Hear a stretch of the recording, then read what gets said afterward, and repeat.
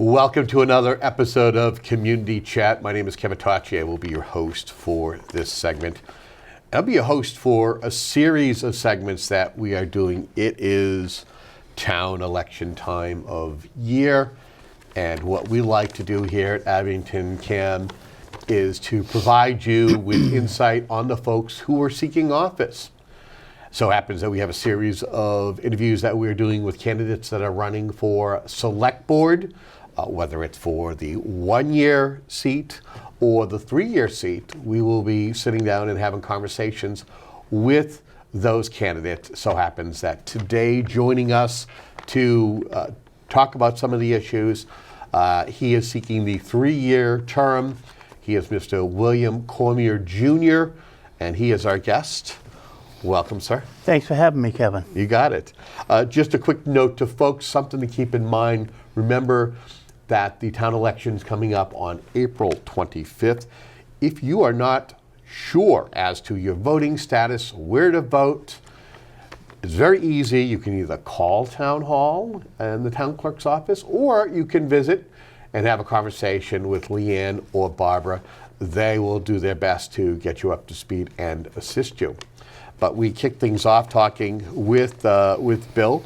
Bill, first and foremost, for folks who may or may not know who you are, again, a lot of new folks to the community, so they may not know a lot about you. Tell us a little bit about yourself, if you will. Moved to Abington in the summer of 2018. Since moving here, I've served as a park commissioner, a sewer commissioner, and a water commissioner. I've also volunteered at the Griffin Dairy. I am a father of 4. 2 of my sons are enrolled in the Abington Public Schools, one at Woodsdale and one at the middle school. And I've been married to my wife, Linda, for the coming up on 16 years, March 27th. Fantastic. What made you decide to run for select board, specifically the 3-year term? The 3-year term is an important, I don't think you could accomplish a lot in the 1-year term. Knowing how politics work and the government works, you're not going to get much done. And if you're planning on running again, by the time you even start getting into anything, in a 1-year term, you're going to need to start campaigning again for your next election. I thought that was going to end up being troublesome to me because we have a lot of issues that we have to roll our sleeves up and get to work on. One being our financial crisis that has been looming for years. As you remember in my last interview, I brought it up. We really need to start digging into that. The state's not going to be sending us the funding that we normally have due to shortfalls, and we have to really start looking into those issues and how we can fix it. Well, let's go right to that's probably the first conversation that I want to have with you, and that is Abington, like many communities, is facing significant budget issues. Many communities on the South Shore are looking to do Prop 2.5 overrides just to be able to give level funded services. How would you like to approach managing the town's finances while also maintaining the essential services? Well, level funding is never going to fix the problem, as you know. We have contractual obligations, we have health insurance that continues to go up, and we have to look at alternatives of bringing in new income, whether it be, we have to provide these services. We can't afford the cuts. Unfortunately, we're going to have to go for the override or look for alternative ways to bring in revenue. And I've been looking at ways. One way I was thinking was maybe the police department other towns do it. The police department have tow contractors, and we could charge a fee for the tows. Like Braintree does it, I believe Winthrop does it. It would be minimal income, but any income at this point is better than no income. So I would like to look at avenues such as that. I am a single tax rate type of guy. I don't think we should be taxing small business to offset our residential because they're our neighbors. The people that own these businesses are our neighbors, and they need to also provide for their families. So is it fair to tax them more? I don't think so. Okay. Abington, coming up on May 4th, is considering a $3.6 million override. If it passes town meeting, then it'll be on a special election ballot on May 16th. How do you think that the town should go about as far as, do you support this override? If not, why? And what do you think of the menu approach in regards to having the different having voters vote for the different departments that they would support financially? I am for the override this year. However, that said, we need to, like I said, we need to roll up our sleeves and we need to look at the entire budget for next year, because it's only going to keep increasing as we go along, the budget, due to the, like I said, the managerial cost of doing business, shall we say. I like the menu approach because there's people that give the people the choice. It's not one lump sum. So you can give the residents their say, and whatever group passes. Like I said, I'm for all of them right now, but I think in the coming years we really have to look at the budget from A to Z to get it done, because we can't just keep going to the taxpayer constantly. Let's say if the override does not pass, Yep. what specific steps do you think the town should take to balance the budget, in your opinion? That is a very tough question, because I know, being a parent of school-age children, we need the teachers. I also know, being from a public safety background, that what we need for public safety and the lack of, what the problems with that is. And as far as our DPW, they are already understaffed and overworked. So we have some stuff that we really need to get into with this, and how we're going to fund it, I don't know. I don't think it's fair to keep going to the taxpayers, but if that's what it takes to keep the services that we need, then we're going to have to keep rolling it. I don't wish to roll it into more than a one-time override, but it's unfortunate that we got to find other avenues to bring in revenue. Okay. And there's nothing else that revenue, it all comes down to the mighty dollar, unfortunately. Okay. Well, let's say difficult budget decisions have to be made. What services do you believe should be prioritized and protected the most? I believe public safety is far and foremost one of the ones that we need to protect. Our community is vulnerable. We need the ambulance. We need the police officers. The DPW would probably be right up there too, because without them, as we saw in the blizzard, we're not going to move. And the roads, they're just as important as public safety. The schools, I can't, that doesn't really fall under the purview of the selectmen to a point. The budget is their budget to oversee. I would hate to see the schools take a hit, but unfortunately they have the biggest budget in town, and I think they're going to be the ones that unfortunately see the biggest hit. There are some residents who feel as though maybe there could be other possible cost-cutting measures. I've heard adjusting town hall hours. I've heard the library hours, maybe you adjust those. Would you support those types of measures, or would you look elsewhere? I would support any measure that would prevent layoffs to our infrastructure, to the important staff in town, public safety, teachers. Obviously, we don't want to lose those. Cutting hours would be tough, because I've already talked to Mike about this. Well, I shouldn't say talked to him. I sat in the budget meeting where he spoke of this. I don't like cutting services to the community. Hours, people work, people have set times, and we should be trying to provide the best services. However, if that's in lieu of laying somebody off, I'm for it. Okay. I'm for it. You alluded to this earlier when we were talking finances about, maybe maybe tow fees. Beyond tax increases, what creative ways could the town pursue the increase of revenue? What are some of the other than tow fees? We could look into permitting fees for different things. We could look into a little bit more in the development way of things, maybe at Union Point, as long as it doesn't impose more restrictions on our public safety, schools and whatnot. We have to look at the big picture as well. That's a conversation that you really have to get into as you're sitting there to see where we can pull these funds from, what we can do. I don't want to increase taxes anymore, so we're going to have to find other ways, creative ways, outside the box. Grants are huge, but they're going to dry up too, I think. I just don't have the answer to that question as we go, but I'm definitely working on it, looking at the tow fees and whatnot. Okay. Let's talk water. Let's talk water. Water capacity has been a major issue, and it's tied to the future development of this town.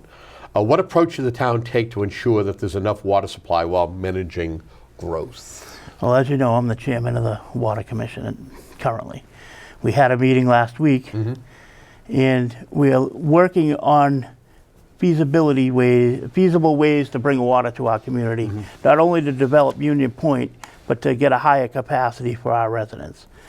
We're currently right now looking into bringing in a pipe down Brockton Ave to bring the gallonage that they need for the development of the air base, plus 75,000 extra gallons on top of the 50 we already have in reserve. So that'll be 125,000 gallons a day for our residents on top of what we have now. Now, it's difficult because many people don't understand that our water is regulated by the state. We're permitted to only give so many gallons a day to the communities of Brockton and Abington. So that's what really causes the water bans and whatnot, as well as the drought. Don't get me wrong, we do have issues with drought, but our permits are what regulates those. They're driven by that. Okay. Well, you alluded to a pipe on Brockton Ave. That would beg for me to ask, talk to me about what the town should consider. Should the town consider getting desalination from the city of Brockton? Or should there be an exploration into the MWRA and hooking up with that system? Now, anybody who attended that the Waterworks meeting heard from the main developer, and the thought was that if you were to hook up, let's say, in Blue Hills or via Weymouth, that could be 6 years plus another 2 years. Give me your thoughts as far as what direction should the town consider when it comes to water for development, or just water for the residents? MWRA will increase the water rates a huge amount. I think the best avenue to look into right now is to bring the desal in from Brockton. Now we have to make sure the chemistry mixes with our water.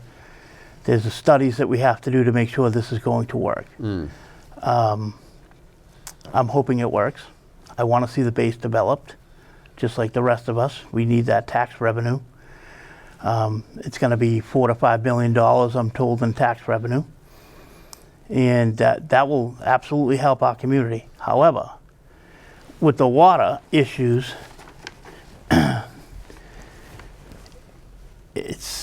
there's a buyout if we tell Union Point that they have to hook into MWRA with their agreement. That's gonna cost us $5 million to pay for that pipe. So we have to look at the big picture. Are we gonna be able to sustain the amount of water they need over there, even with the desal? Are we gonna increase our water capacity in Abington and Rockland by bringing this pipe down? We're still in the study phase. I would love to see it happen. We need to increase our capacity. I love to wash my car in the summer. I love to water my lawn, just like the rest of yous. Okay. Let's talk about water quality. I think that's paramount, whether it's for drinking, for bathing, for washing your car. Talk to me about what steps the town should or is taking to ensure safe, reliable drinking water. We know that there's been conversations about PFAS. We know that a lot of work has been done via the Abington-Rockland Joint Water Works to purchase filters to make sure that the PFAS levels are brought down to a safe level. Give me your thoughts on clean water. Clean water is very important. We can't survive without water. That is why I pulled out of the last selectmen's race, because when I was going to run against Amanda last time, I pulled out because I felt it was more important for me to stay the course of staying on water at that point, due to the fact that we're in the process of the PFAS mitigation plant, building the PFAS mitigation plant out, which I am happy to announce is coming online. We are in the testing phase now, as you heard the other night. So it'll be up and running, and our water should be well below the PFAS limits set by the state and the federal guidelines. Now, that said, there's also a complaint. People like to smell the chlorine stuff. We have a water source that isn't all wells, so we have to treat it differently, and that's where the smells come from sometimes. It's the way we have to treat the water, because it's a ground source. It's not a ground source. The water quality, I promise you, in Abington, the water is drinkable. If it wasn't drinkable, we'd be like Flint, Michigan, having to give out bottled water every day. Sure. And I'm pleased to announce the PFAS plant is coming online within the next month. Okay. We've kind of danced around talking about the Naval Air Station.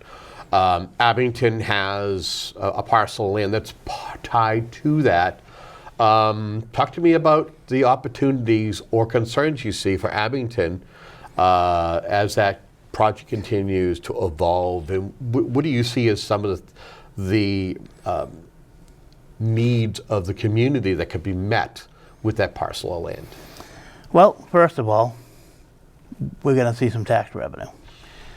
With that, my concern is we have to make sure that that tax revenue keeps us sustainable for the services we need to provide to Union Point. Are we going to put more burden on the DPW? What are we putting on public safety, the schools? Is it going to be residential? Is it going to be business? However, again, I'll go back to, we need that tax revenue. But at what cost? How much of that tax revenue is going to have to go out the door before we see any gain? How much are we going to have to pay more firefighters, more police officers, more DPW employees? We have to look at the big picture. And the water, we have to look at make sure it's not going to continue to be a burden on water shortages. Okay. Let's transition our conversation from the air station water to schools. Schools make up a significant portion of any town budget, especially Abington. How do you feel that the select board should work with the school district to address financial challenges while supporting the students, the schools, the administration? Well, as you know, as I said earlier, I have two sons in the Abington school system. So it will affect me substantially, however it falls. One is a special needs child, so I am concerned about the school budget. That being said, I believe that the select board and the school committee should be in constant contact, because I believe it is the largest budget in town. And when you talk, it falls under the purview of the school committee by state law. However, I think there needs to be conversations between both boards to come up with a solution that's best for our community and our students, mostly our students. Okay. We know that we're right now in the midst of building the new DPW fire station building, that parcel of land is being developed. That's the latest, biggest project that the residents of Abington are funding proudly. Some suggest that the next project on the horizon that the town should consider is replacing the Beaverbrook and or Woodsdale elementary schools. What are your thoughts on that? And I'm saying this knowing that there are 2 former schools that are still in queue to be sold that are kind of just, waiting for something to happen. This is a tough question because we are pretty much tapped on going to the taxpayers. I mean, we can't keep expecting our elderly to come up with, they're on a fixed income. They can't keep coming we can't keep going to the well. The water, just like the water, we're gonna run dry. We're gonna force them out, some of our most valued residents. We can't keep, but as a parent, I know what the condition of those schools are. Do they need to be replaced? Absolutely. Can we do it right now? Probably not. I know that's probably not gonna be a popular comment, but sometimes we don't always agree on things, but we have to look at the bottom dollar for the town. Right now, I don't think is the time to go with another capital project like that. What if there was a debt exclusion that was coming off the books soon? Because I know some communities, they kind of plan out some of their projects knowing that there's going to be something that's going to be coming off the tax rolls, right? It's going to be expiring, and easy way to be able to say, hey, here's money that's been taken, out of the taxpayers. Can we continue that for another 10 years, another 20 years?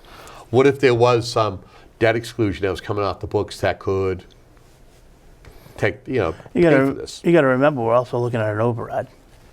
So taking a debt exclusion off the books. Well, debt exclusion is an override, but it's one that eventually, right, but it's not never ending like a Prop 2.5 override. Right. I agree. However, again, we're going back to they've paid for a capital project. Now it's coming off the rolls. We're asking for an override. Now we're going to ask them to build a school. It's coming at me with some tough questions, Kevin. Sure. The answers, unfortunately, probably may not be the popular answer, but I'm not for it at this time. Okay, good. Let's move to talking a little bit about public service and quality of life, or even public safety. Trash and waste disposal are ongoing concerns in many communities, especially the cost of trash removal. Are there changes that you believe Abington should consider regarding the trash services and the cost at this current day? It's unfortunate the cost of trash is rising. The recycle amount. I talk to my trash guy on a regular basis. I bring him water and whatnot, so I get the scoop. I would like to say it stay the same. Unfortunately, I don't think that's going to be sustainable due to cost. Again, it's another tough question. And I would like to see it stay the same. I don't think we should try to increase it, but we're going to have to. We have to pay. The service costs us money. We have to go with the flow, shall we say. It doesn't. People just think the trash guy picks it up, dumps it off. They have to pay to get rid of it. It's not that simple. Yeah, we have to pay. We have to pay to get rid of it by the ton. So, unfortunately, it's a cost that we're going to have to. And it's going to have to be increased. And I know the contract's up for the trash contract coming up in July. I'm very happy with the services we've had lately, and I'd like to see them kept. But we're going to have to go with, unfortunately, the lowest bid is going to have to go in these tough financial times. And that's what I get. Okay. We talk about schools being kind of a core responsibility. I think public safety, police, fire, emergency services, they are the core responsibility of local government. Do you believe these departments are currently have the resources that they need? I believe the police are where they need to be at this point. I would hate to see them cut back. Chief Bonney has worked hard to build that department to get it where it is, and I would like to see it sustained. We can't go back to where we were a few years ago. It's not safe for the community, and it's only going to invite issues into our community. The fire department, they need to, I think they need more staffing. Is now the time to do that? I don't know. We need to keep that second ambulance running. It's, as you know, I'm in public safety. That I have a radio on at my house 24/7. Those guys are calling for that second ambulance 3, 4, sometimes 6 times a day. It's crazy how many calls they're doing with the same amount of guys that they've had since I was a kid in the 80s. I would like to see the fire department grow. Maybe one more person per shift? Maybe 1, maybe 2. Okay. I'm not saying immediately, but it needs to happen. Okay. I mean, once we get it, the fire department needs more help. There's no doubt about that. Okay. Let's talk seniors, veterans, and community needs. Abington has a growing senior population. Do you feel the town is doing enough for older residents? And what additional services or programs do you think that they need that the select board can help with? I would like to see some tax programs for the seniors. Let them come and do some time. Like rebate programs? Yes. I would like to see some stuff to ease the burden on them. They are one of our most valued people in society. I think that people that don't live in Abington rave about our senior center. I can tell you that because I work hand in hand with another local senior center, and they rave about the senior Yeah. center. Kudos to Amy and Suzanne Yes. before her, yeah? Yep. Any program that helps the seniors, I'm all ears. All ears for them and the veterans. Those people have given us, they've built what we have today. They're the foundation of what Abington is, in my opinion. Okay. I can't, without good conscience, move on without mentioning the veterans. Do you feel that the town does enough to help its veteran population that live here in this community?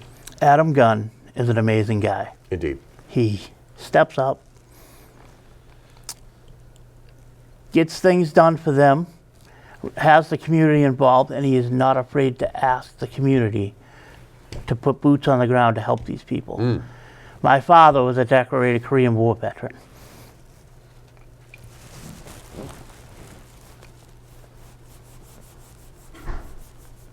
Your dad was a veteran. Tell us a little bit about that. Did he receive all the assistance that he needed, or was it a struggle? He did. He died of cancer at the VA in 2009. It still has an effect on you to this day. Certainly does.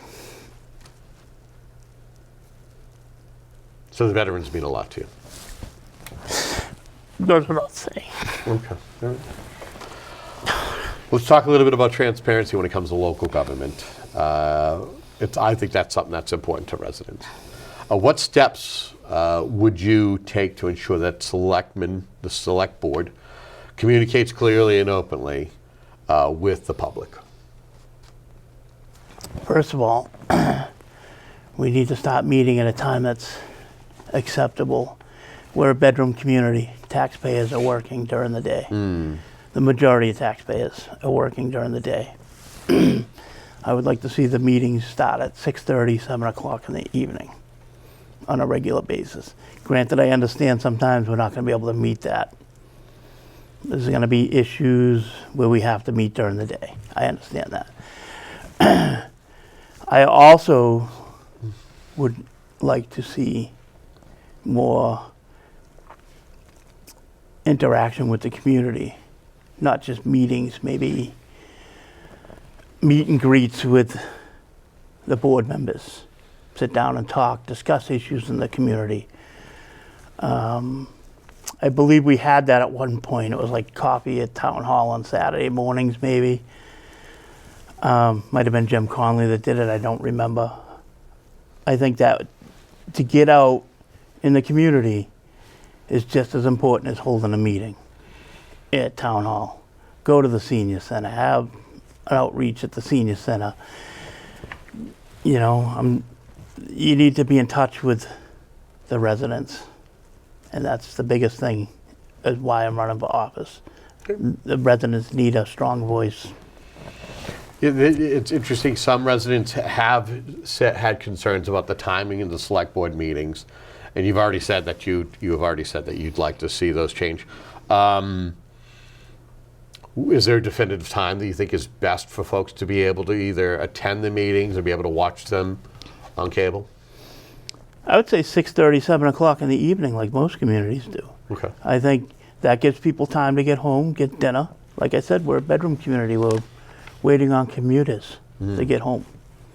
And sometimes that's a struggle within itself. Okay.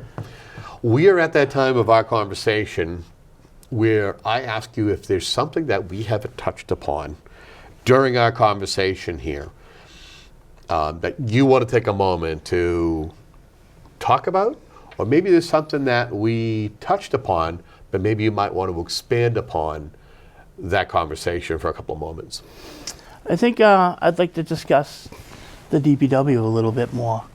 I think that we're looking at possibly cutting the DPW. They're already well understaffed.